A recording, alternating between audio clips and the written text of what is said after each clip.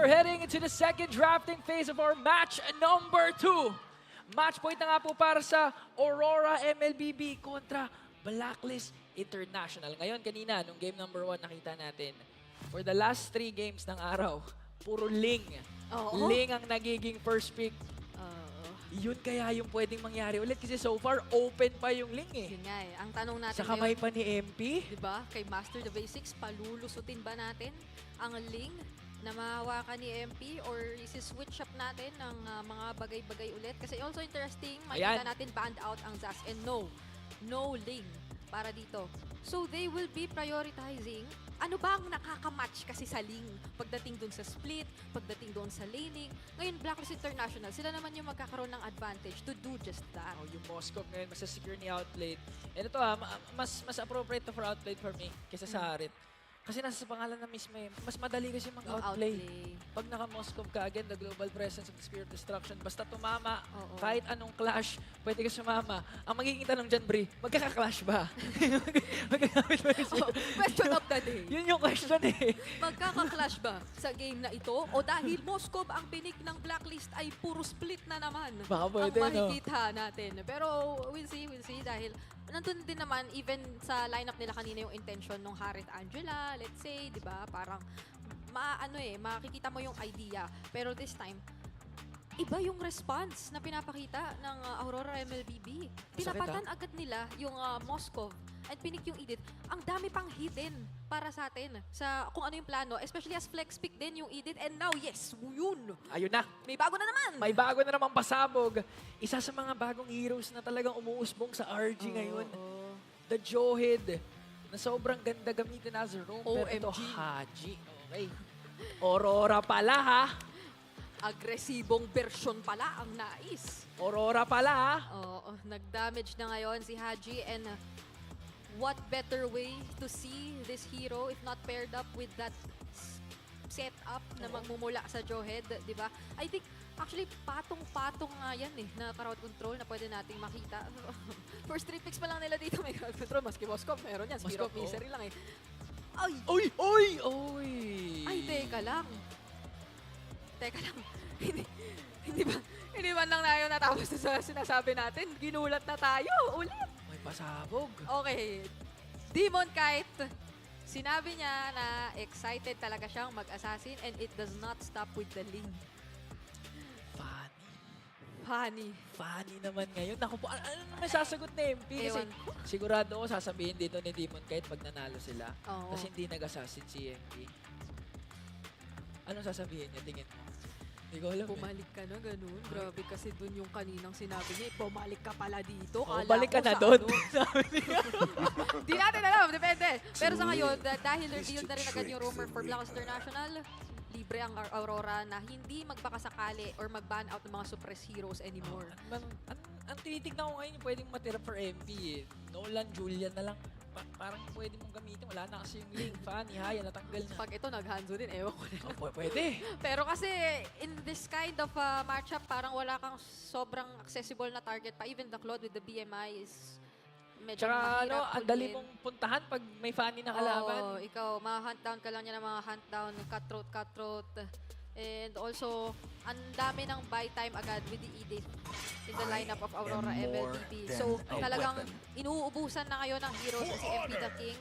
Yung nakikita na lang natin na options, yung kanina niyang inilabas, yung Martis, pero mamaya na muna yan kasi Aurora pa ang next na magpipick. Ano kaya ang iro-roam niya? The Hitman, the Healman? Pwede. What are you today? Why not both? Why not Minotaur. both? Minotaur! Pwede, Oo. di ba? Ang daming options ni Rene J ngayon. Actually, even, Ano ba? or di nga natin alam kung kanino yung Edith also. May Lolita pa To nga this eh, para point. sa Moscow eh, di ba? Napakagandang sagot mo. Ngayon na nabanggit mo. retribution Pero is I ahead. feel Uy! na mukhang Rene J, baka nga hindi natin alam kung sa kanyang Edith, Yue muna ang magpapakitang gilas dito. I learned from my teacher. Now I literally copy my teacher but do better. Ay, magaling. Yun yung gagawin ni Yue ngayon. Parang, I am now the master. I am you but but also no. better. I am Sabi you. ni Yue. Sabi Hindi niya. kami ha, hindi kami. At base sa skill ni Valentina, I am you naman talaga yung pangalan. Oo, tsaka ang dami niya pwede kunin ngayon. Yung Frigider, yung penalty zone. Unstoppable force, gusto mo lang humabol Oo. ng low HP. Ang dami pang chase. Nandiyan nga pala yung Fanny. Sobra. Couple it up with the dashes na meron din ang Valentina. And now, na-force na nga, mag-assassin pa rin naman si MP the King, pero he's left to the Nolan. And this lineup by Aurora MLBB so far, napakataas na mobility. So you have to be very careful in choosing your targets. Pero sino kaya? At saan kaya mapupunta ang ED? Sa Yun Rogue, ang tanong. sa XP. Ano ba bang meron ngayon? Ruby hindi. Minotaur, nandyan pa nga. Mino. At this point, iniisip ko agad yung magiging sagot. Of Chow? course, Pwede may nga Aurora kasi, oo. Aurora kasi. Pick off Pwede nga Chow. or pang out. Kaja. Kaso kasi napakarami na rin nilang pang out just in case. Pero yun nga, possible Lolita open din. Na-mention mo to kanina. Oo, para sa Moscow lalo, no? Ang daming options si Rene J nga talaga yung huling pipili dito. Nasa kanya yung screen, eh. Ano sinasabi niya? Ano sinasabi niya? Confirmed. Oh, oh. Rhino online. Ay! Crack na ni Rene J! Matigas! Wala nang hil-hil ngayon. Literal na hitman. Wala Ang na! ilalabas ni Rene J. Maraming potential setups na pwede manggaling kay Rene J ngayon. And the lineups are set for Blacklist International, pati na rin Aurora MLBB.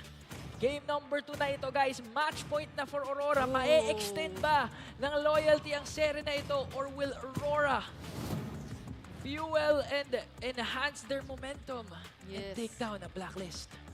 It's a very nice way to put it. Lalo pa at alam nating lahat yung mga kwento sa likod ng tapatang ito.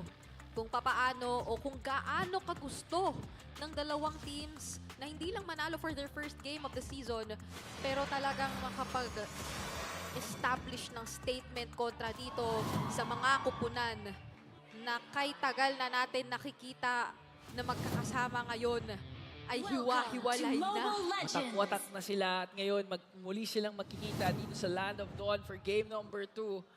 Pero alam mo, Brino, baka magkatotoo nga yung sinasabi ni Rene J sa social media. Ano yan? Nasiguraduhin nyo, ganyan din yung standing nyo sa MPL. Ay, naku. Naramdaman na natin kanina. Naramdaman Eh. Pinaramdam nila. Sa sobrang dinenay ng Aurora nung game 1, yung Oh. standing, wala silang binigay na kahit anong numbers, kills, sa Literal, side oo ng nga. blacklist. So pwede palang matapos na wala na nga silang puntos, wala pa silang kills. Nakadepende yan sa sagot ng Blacklist International ngayon. Kitang-kita nyo naman ang support system ng mga agents. Nandyan pa rin sila. Todo suporta sa Blacklist International. The loyal agents, of course. Marami dyan since day number 1, nandyan pa rin nakasubaybay, giving their supports. Especially sa mga katulad ni Haji na sobrang tagal na din na nasa Yes. organisasyon na ito. Pati na rin bigay suporta sa mga bago nilang na-acquire na players. Katulad na lamang nila MP the King.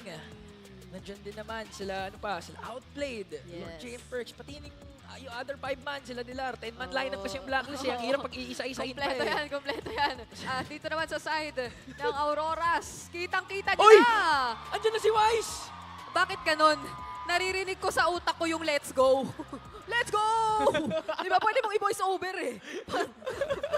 Naririnig mo na sa utak mo yung let's go eh. Full force pala sila ngayon, Bre. Grabe, no? Oo, ibang klase. Kaya pala sold out na sold out. Kaya kayo dyan, yung mga nanonood sa ating mga online social media platforms. Pwede kayo sumunod bukas. Hindi ngayon kasi sold out eh. Sorry. Oh, yan. Mag-comment na lang kayo. Pakita na lang kayo na suporta nyo. Ayan. Tulog na muna siya. Sleep time, oh. Gisingin ka po namin kapag kag-game. Gisingin ka po namin pag may clash na. Ay, pag may clash na, para mas maganda yun. Pag Kasi may hindi natin clash alam na. eh. Oh, Kaya para sigurado. Boss, baliktad po yung banner nyo. Oh, baliktad, baliktad. Baliktad po. Na-break po yung banner nyo. Ayan. Oh, tama na siya. Salamat po, boss. Ayan. Sayang kasi. Kaway. Hello po sa lahat ng ating mga audience. Time check, it's 8 o'clock in the evening. 8:20. Ay, hello. Ay, Oh. Huwag kang malito. magkamalit. Nalito ako eh. Okay. Huwag kang malito. Dalawa eh. Yan yung kasama ng ating mga Infinix Game tambayan din na super fan kanina. Ating mga super fan, no? Na naging fan ng V-Wise talaga. Oo. Ever since. Yung wristbands ng Aurora, pwedeng palit-palitan yung kulay eh. Pwedeng iba-ibahin eh. Oo, ang dami Ayan, ng ayan, kulay eh. oo. Palitan nyo. Palitan nyo po. Palitan nyo. Ay, Ay, wala, lumagpas na. Okay na. At Ayan. ayan. Ay, two versions of me. Ay, kayo po ba yan? Siya yan eh. Okay, 2 versions of... Grabe yung pagka-zoom in natin po. Napakaganda. Yan yung mga gusto ko, yung mga hindi takot maging bangit. Oo. Hindi ko sinasabing bangit, sinasabi ko lang na nagpapasaya sa mga tao. Hindi, totoo kasi yun. Hindi ka, Ganon. oo, kapag ka hindi ka nga naging takot, Yung maging gusto mo pangit, talagang magpatawa lang. Yan. napapasaya mo. Napapasaya mo kami. Narinig mo naman, tumawa yung stadium mo. Yes. Mag-face paint din kayo ato, ayo. Mamaya, sa noo? MPL. Ay, pwede. Sa noo. Pwede, no? Grabe. Ayan, punong-puno. Nakikita nyo naman. Pwede ba nating tawagin ng ating mga fans dyan? Oh, cheer ba? Cheer ba? Oh, cheer muna daw tayo. Oh, para sa kupunan ng Aurora MLBB, make some noise! Ayun. At dito na tayo sa kabila. Sakto, nagpan na tayo. For the agents, magingay din kayo! Maingay. Maganda ang tapatan. Oh, nagpa-planning muna. Nagpa-planning muna Oh, sila. para. Planning. O para sa fans! oh. Para sa fans ng B-Wise, magingay! Mas marami yung fans. Oo, malupit. Malupit! Ay, yan na. Back to the ball game! Ito, alam mo, briefing ko, may action Jackson to kagad eh. Alam mo Oo. bakit? Bunny Nolan yan eh. Oh. Yang dalawang yan, gigil na gigil yan magpindot. Oh, ito yung literal na Maginit Jackson. Sa totoo lang, tingin ng dalawa sa kanina game na check ping yun eh. Oo. Parang wala kasing nangyari. Ito kanina 11 minutes po tayo nagkaroon ng first blood. Tama. What could be the number? The time stop. Comment nyo dyan. Kayo na ang Kayo na mag-decide. mag-decide at manghula. Dahil kami aabangan na lamang namin kung ano ang mga mangyayari para dito sa game number 2. Nagkakitaan. Nakakamiss ng Yue yan eh. Yue. Yung Valentina ni Yue. Oo, totoo. Sobrang iconic ng mga plays sa mga ginagawa niya. In this case, ang dami niyang pwedeng kunin. Yung penalty zone, perimeter. Kung ano mang kailangan ng Rora, pwede nila gawin yun. Ayan na. Ay, pero may ticket ako yung first blood natin mapapaaga yata. Kaso nabuhay pa naman si Perks. Kaso pinag-aapas tong bato. Hinarang pa. At si Rene J ang makakakuha.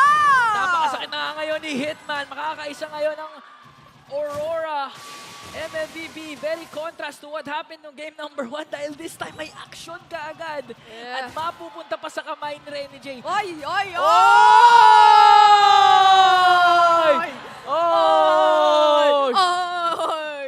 Ang sarap maging fan, bre. Oo nga eh. What if? Manood na. What if? At eto na nga, babalik tayo dahil hindi naman namin gawin yung pwedeng gawin yung what if namin. Di pwede.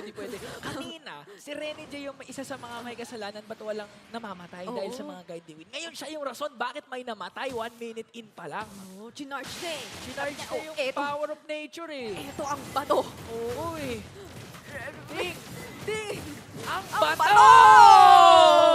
Hindi. Hindi raw muna makakapag-drive-through si Demon Kite with the cables. Oo, nakuha ni MP The King. Ika nga daw ni Midnight kanina, the new king dito. Oh, the new king. Sa Blacklist International. Pero kinakailangan niya munang isolidify at paigtingin ang kanyang kinatatayuan dahil ngayon ay sila ang nasa kalugian at dahil nga doon sa napakagandang simula ng Aurora MLBB, tingnan mo naman kung gaano nakatapang ngayon si Rene J. Oo. Diba sumisilip-silip na lang siya dito. Wala siyang paki. Hindi siya takot kahit kanino. Kahit hampas siya doon. Oo, kahit kay outplayed. Oh. Okay, importante ito note dito si Yue. Frigidaire yung kinuha niya. Oo, tama. Yung Frigid Glacier Okay. So pwedeng i-combo yun sa Wild Charge tapos habang nagwa-Wild Charge, kinakasan na yung Frigidaire. Naku. Tapos nakikita agad si Percy, pero eto nga, sabi ni Percy, eto na lang, bigyan natin, kaso may wild charge para makalayo. Ngayon si Demon kahit makakahanap pa ng target dito. It's going to be Haji! That's gonna fall! Nailapag pa naman yung Frigid Glacier, pero hindi na ipagpapatuloy ng Blacklist. Napakabilis ng kamay naman doon ni Demon Guy as he takes down another at nakatakas pa nga si Rene J. So yung plano na gusto gawin ng Aurora na talagang mag-provide ng vision, Oo. mag-zone out, i-outplace doon yung Black. Grabe! Bakit? Grabe! Grabe dito! Ang ating mga nakikita. Dahil nga naman, kung ikaw ang Blacklist, parang perfect opportunity na yun no? Wala nang immune dito si Rene J. Oo. Nagamitan mo na nung ejector. Oo. Charge mo na at lahat-lahat. Kaso, natapatan. Oo. Ay, unstoppable force pala. Siya pala ang nag-wild charge. Oo. Natapatan Kasi ang problema kasi, pag binato ka nga ng bato, kailangan may bato ng tinapay. Ang problema sa first binato niya, bato din eh. Yun lang. Kaya sila din yung nadali. Napakahirap pala ng Diba? sitwasyon ngayon. Pag ng binato ni Blacklist Perk si International. Rene J, bumawi to si Rora. Kailangan nila piliin na maigi kung sino yung mga targets na kanilang gagamitan, no, yung mga ganoong klase ng setup skills kasi napakaraming pambawi dito Oo. ng Aurora MLBB. At bakit ba tuwing pupunta tayo dito ay nagre-recall si Domeng at Outplay? Intense talagang pagalingan. Talaga yung dalawang ko ba nandito? Literal na ginugulat na naman tayo pero mabubuhay pa ang Spurs. Frigid Glacier na inapag. Demon kahit napatumba na. At nandito na naman yung penalty zone mula kay Lord JM. Rene J susunod dito. MP naking bumabawi. Isa-isa. Chinachane ang Aurora. Pero makakabuhay pa naman yata sina Edward Nat unless ayun na nga buhay pa. Primal Rat kinasa na nga para makatakas doon. But this means Blacklist will have an uncontested turtle this time. At ngayon, may bawi ang mga agents dahil masa sa kamay nila ang ikalawang turtle. Oh, nagpaparamdam na. Nagpaparamdam na. Kanina 11 minutes bago tayo makakita ng unang kill. Pero ngayon Ayun na. napakaaga at napakarami pero hinarangan si Perks na gustong mambalibag. At ngayon ay mabubuhay pa naman. Pero ngayon ang Blacklist sabi nila ito yung time. We need to convert. We need to convert. Pero mapipigilan sila ng Aurora. Si Doming sumasama na ngayon So pwede na tayo makita ng matinding clash. But again, going back sa nangyari, na-fake off kasi kagad si Demon Kite. So Blacklist found an opening na pwede pa sila mag-overextend kasi kulang ng damage dealer yung Aurora at the same time. Hindi na mag-contest yung Aurora ng Turtle. Wala silang jungler Wala nang Retribution holder. So that was a clear win for Blacklist. At nag-swing na nga yung kanilang gold lead. 1K na ang kalamangan ng mga agents. Oh, gets mo naman na Kita mo yung kagustuhan talaga ni Demon Kite dito na ang pinaka-possible target talaga is Haji. Oo. Pero yung bilis dito ng reaction din ni Haji na nailapag pa niya yung Frigid Glacier, umabot pa siya right before niya ma-proc doon sa kanyang Pride of Ice or even eventually ay tumumba. Malaki ang naging role noon for the other members of Blacks International. Mas naging kampante na rin si Lord JM na sumunod with the penalty zone at magtuloy-tuloy lang doon sa kanilang nasimulan. And now, Blacklist International pa nga yata, ang or Aurora MLBB pa nga yata, ang kinakailangang humanap na naman ng buwelo or nung momentum na momentarily ay parang napakawala na napunta sa side ng Blacklist International. So, conceal na naman, hindi tumama doon. Yung ejector, yung initiation na gusto gawin ng Blacklist ay nasayang doon. Resulting naman sila dito sa top lane. Si Doming kakabili lang ng DHS So medyo may kasakitan na yan. Nararamdaman lang nga ng MP the King. Walang nagbibigay ng tore sa ating mga manlalaro. Kanina puro kills. split push. Oh, Ngayon, puro kills, walang tore. so the new question is, anong minute tayo makakakita ng tore na tutumba? Feel ko 11 minutes ulit 11 minutes. Feel ko mauna pa mag-spawn yung Lord bago tayo makakita ng tore takedown Magandang ideya yan. Okay, Demon kahit may mali ang Lord lang, papasok na nga siya dito para makapwesto. Pero MP the King pati outplay din Okay, 5-on-5 to. Parating na rin dito si Lord JM. Okay. Paunahan mag-set to si UA for the note. Ayan na! Edward may binalibag doon! Pero may magandang sagot yung kinopya ang Frigid Glacier. Eto na rin naman ang original. Doming mapapatumba na rin dito si Perks at si Lord JM isinudod pa nga. MP the King may bawi kay Edward though, but the Turtle mapupunta pa din sa Aurora. A 2-for-1 trade pero Aurora takes the turtle and now wanting to extend the lead by taking down the turret dito sa taas. Outplayed mag-isa pero dyan naman si Haji. Meron pa siyang ulti dito na pwede naman. Ay! Tinipihan! Hello. Sabi ni Rene J kasi I am the captain now. Ako na to Hello sa'yo. Nagkakitaan. Diba? Yun ang bati natin ngayon. Ganun na ang batian. Grabe no. Isipin mo di ba nag-usap pa si Haji dati kay Rene J sa Rome? Nagpapalit-palitan pa sila ngayon. Nagtatapat na sila ngayon. Ang dami natin nakikita tapatan Wow. ngayon. Most especially, of course, again, yung kanina pa nating binabanggit na Haji and both Yue. Pero we're yet to see kung ano nga ba ang magiging outcome nitong Perks. buong laro na ito dahil mukhang si Perks ay maaabutan.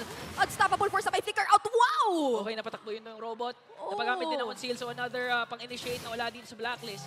Kaya naman Rora wanting to get a turret this time. Ito na, may habang tore. nag-split push si Lord JM Ito na, may tore na makukuha. Finally! Oh, tigisa sila. Trade kung trade. Yun talaga ang gustong mangyari ng magkabila ang kupuan. Sabay na sabay pa. Sabay na sabay. Tumumba yung mga tore. Okay, nakaka-pick up lang din ni outplay ng Golden Staff dito. Demon Kite, mamamataan ba niya kung saan nagtatago si Lord JM? Okay, fast hand. Napakasakit na nga. Cables in, cables out. Lord JM! Gigil na gigil pumindot si Demon Kite from game number 1 at nakuha na niya ang kanyang gusto. Lord JM will fall down. Ang bilis. 100 kilometers per Second! Ganun kabilis. Mas mabilis pa sa fast. Liniparan. Double, triple, quadruple, cable. Fracture nandoon pero makunat yan Oo. Si Rene J yan Makunat talaga ngayon at matapang. Hindi lang makunat, matapang na rin. si Si Renny Renny J. J, oo. As the roamer, as the Grok. Para dito sa labang ito. Wala na silang kinakailangan pang hinayangan pa. Mas lalo na may Hunter Strike na si Demon Kite so yung kasakitan niya na gumuguhit, mas guguhit yan lalo ngayon. Kahit sino actually, kaya na niya i-pick off eh. Nakakaramdam na kahit si Perks mismo eh. Kung nabitin pa siya ng onte, lethal ignition pa naman. Oo, tas si Renny J dito talagang nanggugulap. Kahit sino makita niya, okay eh. Medyo nagkakaroon ng ilangan ngayon, especially I if see you it. were Perks. Parang ang hirap mamili ng gagamitin or kukuhain mong target. Napakakulit ng mga players ng Aurora, and by the time they decide to commit on a member ay ang ganda nung follow-up. Lalo pat yung Frigid Glacier yung kinokopya dito ni Yue. So hindi ka rin sobrang unless mabato mo sa inyo, pero kahit pa ibato mo sa side nyo yung target, talagang makakahanap pa rin ng way mag-engage ang Aurora. There's still the wild charge. And all battle spells are up for both of these teams. Kaya etong inaabangan natin na Lord Fight ay literal na pakiramdaman na naman. Si Demon Kite, nasa Demon Kite push siya. Yung tinawag ni Wood dyan eh, the Demon Kite push, umalis siya ngayon. Pero Aurora still having the high ground on this Lord Pit. Titignan natin kung sino una makaka-setup. Again, may mga setups pa rin na pwede manggaling kay Lord J, pati kay Perks. But the problem remains, Bri, yung sinasabi mo kanina, napakakulit na mga pwede mong hulihin sa Aurora eh. Kahit makakuha ka dyan, isang wild charge lang kay Renny J, pwede nang umikot yung laban. Tapos si Yue, naka-Predator pa, may Frigid Glacier pa. Oy, practice. Practice lang. Hello lang. Nagpaparamdam lang. Hello lang. And going back to that idea, kahit yata Domek, penalty zone ay medyo may ilang kang i-commit basta-basta, pero ngayon ay nagkakapoke na ang dalawa nating kupunan. Perks, pumasok na nga doon, binuhat at pinato si Domek, pero may purify pa naman. Frigid Glacier nilapag na, FP the King falls down. At ngayon si Haji, Pride of Ice, na-commit. Nandun yung penalty zone to try and save everyone, pero mukhang ito na nga yung hinihintay ng Blacklist International. May paunti-unti silang nagpapakitang bawi. Hindi kumonekta yung Spear of Destruction, pero ngayon 2-4-3 trade. Lamang ang Aurora. Demon Kite pwede na bumalik anytime dito. But a beautiful play coming in from Outplayed. Sakto din naman na nakasan ni Haji yung Frigid Glacier bago pa siya mamatay doon. Kaya naman nakabag 2 kills pa dito si Outplayed. But this time, Aurora making sure na sa kanila mapupunta yung second turtle. Wow! Makakakontest pa kaya sila dito pero makakuha na nga ni Demon Kite doon. Hindi na naman natin napansin, Lord na. Ay, oo nga pala. Lord na pala. Lord na yan. 11 minutes kasi kaninang, ito pa lang yung moment na may kill. Oo, unang Lord pa lang kasi, oo. Ganoon. Iba na eh. Ang bilis magbago ng takbo ng buhay, no? Even sa serring ito, ang bilis nung nakikita nating shift. Kanina lang ay sobrang tahimik, Tama. madisiplinado. And in fact, hindi naman nawala yung disiplina dito sa labaw ito. Nakikita pa rin natin siya. Especially from Aurora, kahit nasabihin natin nasa kanila ang kalamangan, hindi sila nagpo-force lang na nagpo-force na paulit-ulit nung si mga Demon nakikita nating laban. Pero Demon Kite, grabe naman ang pwestuhan mo! Okay, may bagong push na naman dito si Demon Kite. Oy. Ano siya na pwedeng i-targetin pero ang problema pati si sama-sama Edward. yung Black pati si Edward. Grabe! Naku po, binahaya na bawat bush. What is this formation? Bawat brush na makita nila, binabahay nila pero nakita na lang ngayon kung saan nagtago si Legend Zero. Ay! Nakita naman si Lord J. Sabi niya, ito na naman, bibigyan ko to! Gusto ko buutan ng skills cutthroat at lahat na ng kable. Ebi na to!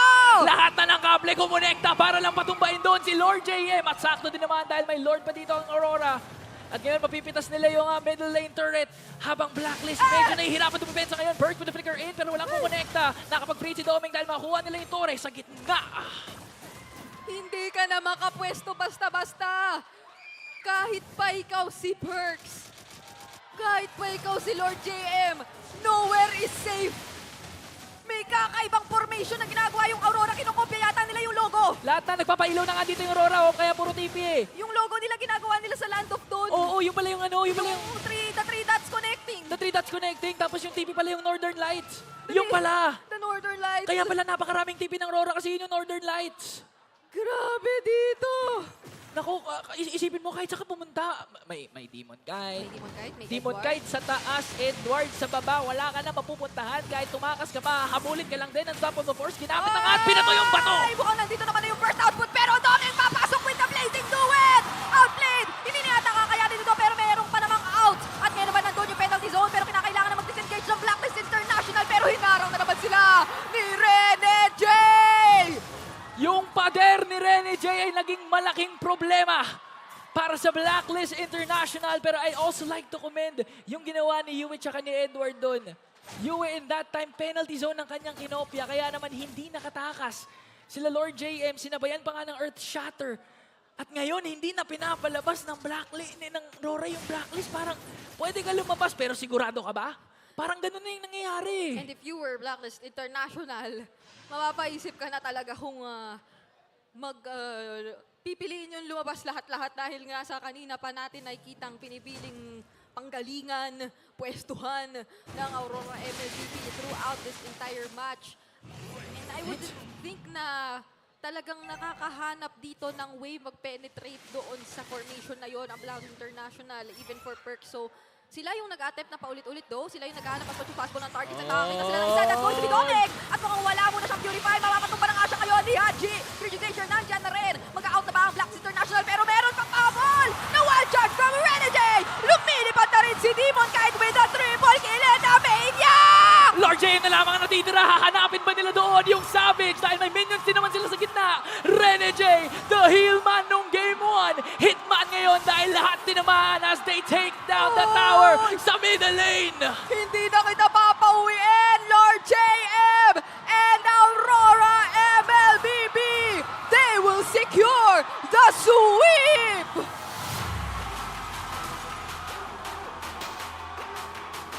At sinigurado ni Rene J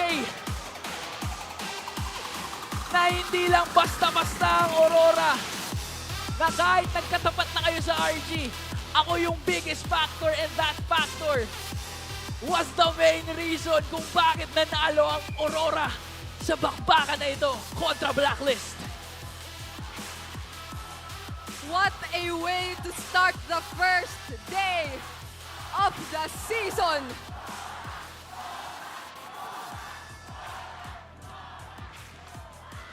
Rinig mo yung cheers ng mga Auroras na nandito ngayon. Screaming at the top of their lungs dahil proud na proud sila sa bawat performance ng bawat kupanan. From this debuting team dito sa Pilipinas, Aurora MLBB takes down a familiar foe in Blacklist as they show camaraderie pa rin naman and sportsmanship with each other. This was a great way To end to end the the day. day. Because of Rene J. Wow. Iba, dalawang versions ni The Hitman ang nakita natin for this day. It's the Hillman and yung literal na napakatapang na version ni Rene J on the ground. The Hitman strikes again but still props para sa performance na pinakita ng revamped roster ng Blacklist International. Still put on a good fight and sure wanting to bounce back Yes, coming into the next games. for sure. Pero ang ngayoy magdiriwang na kupunan. Walang iba kundi ang nanalo sa seryeng ito na pinamumunuan ng team captain na si Rene J. Make some noise for Aurora MLBB! Kaya naman ibato na natin kay Mara Aquino para sa interview na ito. Congratulations everybody once again! Mag-ingay para sa Aurora MLBB!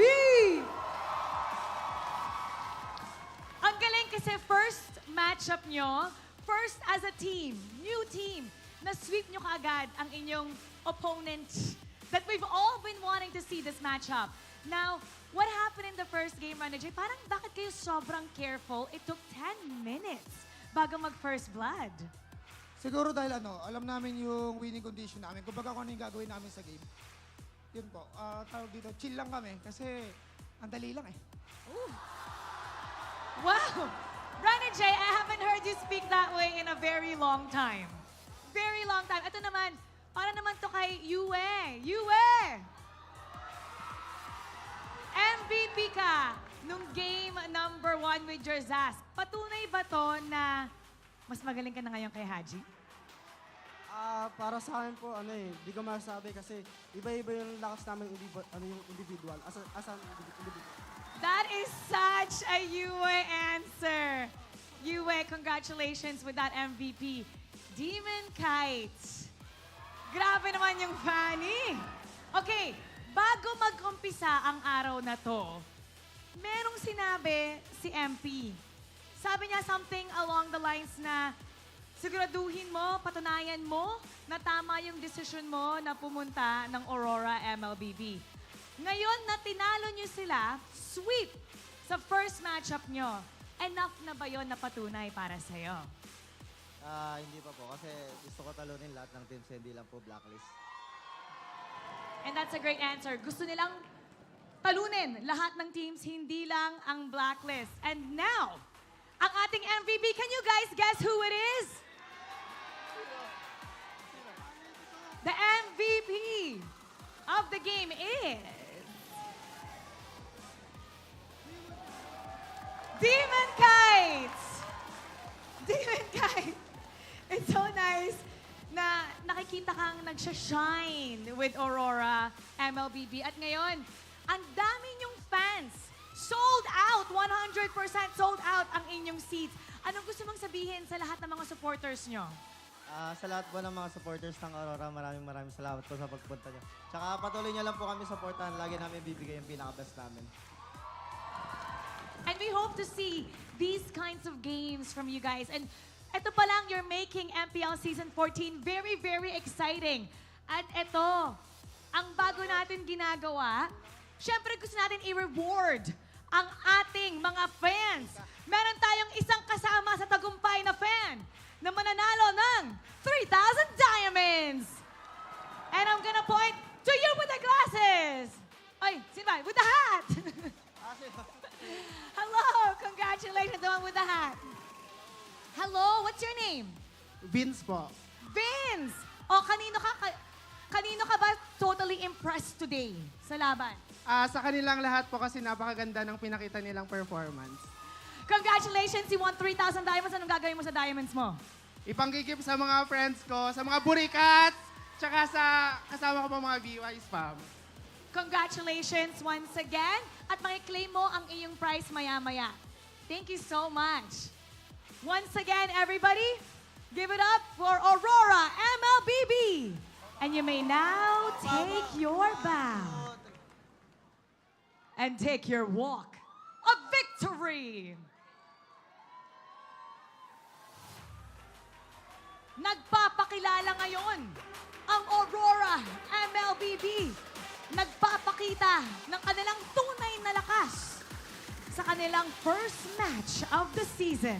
And of course, we need to break it down for you and talk about that series. So we're gonna go back to our panel. Pasok. Maraming salamat, Mara, and welcome back to the Infinix Game Tambayan. Muli ang inyong makakasama, Umi, Chantel at Midnight. Game 2, Aurora win na naman ang ating natunghayan. Ito na aba ang simula ng magandang season para sa Aurora.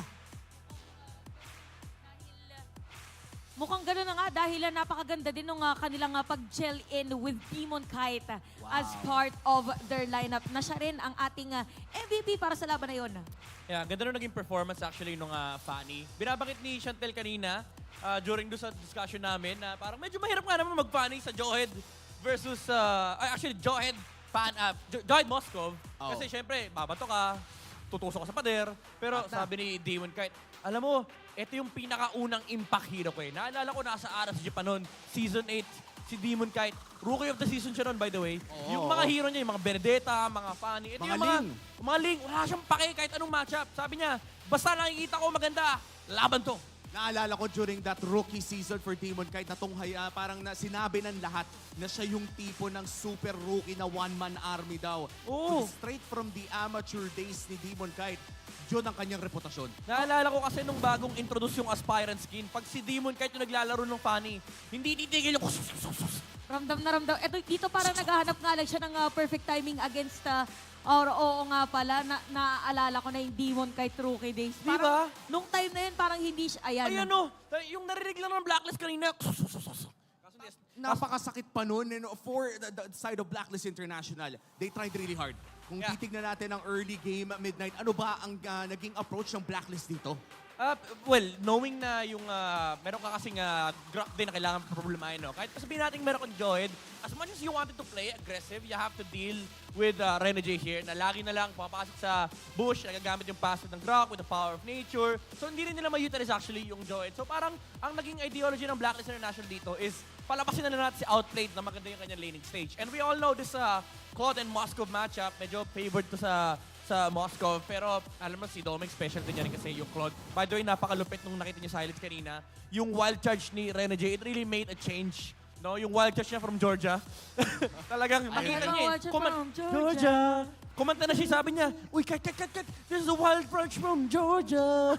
Only, OG Snow, nagbabalik. Buti na lang nandito ka midnight para pag nakita Throwback ni Rene J, no? alam niyang sayong nanggaling yan. And looking at the stats, 15-minute game ang ating napanood para sa game number 2. Gusto ko din lang balikan kanina yung nakita natin mula kay Demon Kite na parang walang sayang na cable doon sa mga galaw niya. Oo. And maliban na lang makakita ng Fanny na ganyang kalinis ngayon. Although may blunder doon sa second turtle, I think ang trinay nilang patayin si Perks. Pero ang talino din ni Perks, bago pa lumanding yung wild charge ni Rene J, pinindot niya na yung kanyang second skill. He lived off of that HP, by the way. Nabuhay siya dahil sa extra shield nung kanyang second skill. Pero it speaks of the volume sa commitment na ginagawa ng Aurora dito. Tulad nga sinabi ni Rene J, alam nila ginagawa nila. As long as patay yung Jawhead, wala silang problema doon sa side ng Blacklist International. And for the longest time, yun yung nakikita natin.